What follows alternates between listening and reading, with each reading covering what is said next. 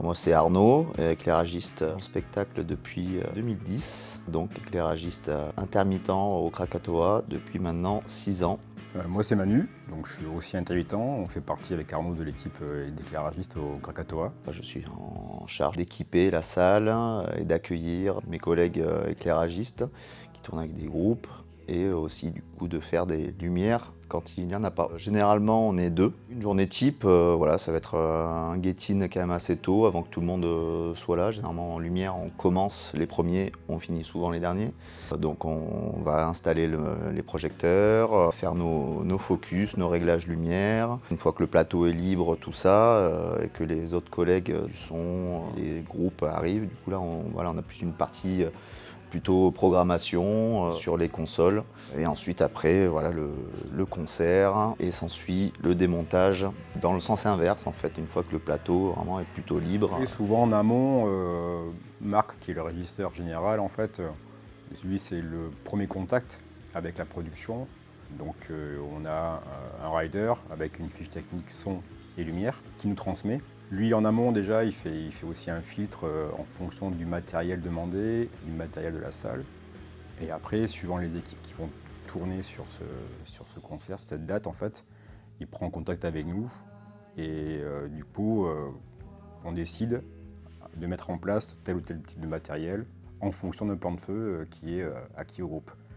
Et puis il y a une partie aussi de préparation, qui est souvent du coup une partie qu'on fait à domicile, donc chez nous, sur des softwares des consoles, donc les logiciels du coup adaptés aux consoles qu'on utilise ici, ainsi qu'avec d'autres logiciels du coup de visualisation 3D, de design, lumière, où là vraiment on prépare avant du coup la création du spectacle. Voilà, donc ça arrive très souvent, c'est nous qui allons faire lumière pour l'artiste. Voilà. En général, les premières parties n'ont pas d'éclairagiste, par exemple.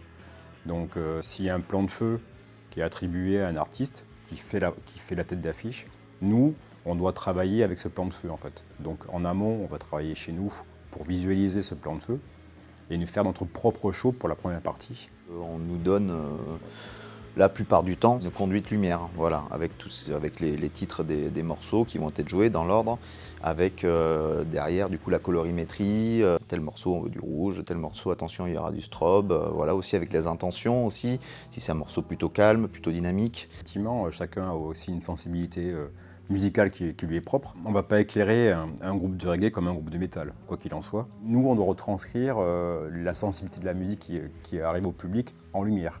Et on utilise beaucoup de projecteurs du coup dits asservis, donc tout ce qui est projecteurs robotisés, avec des technologies de LED, mais aussi on a des projecteurs qui sont un peu plus anciens. Moi j'aime bien utiliser les deux.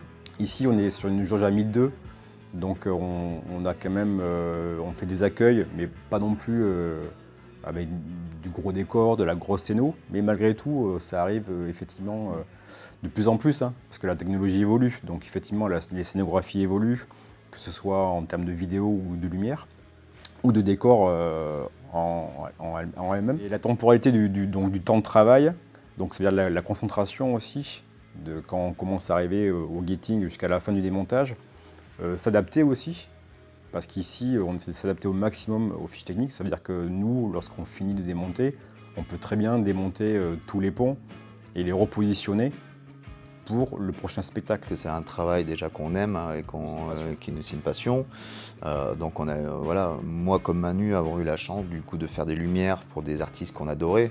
On est quand même très libre, on a une liberté vraiment de créativité dedans, dans ce domaine-là qui est quand même assez folle, quoi.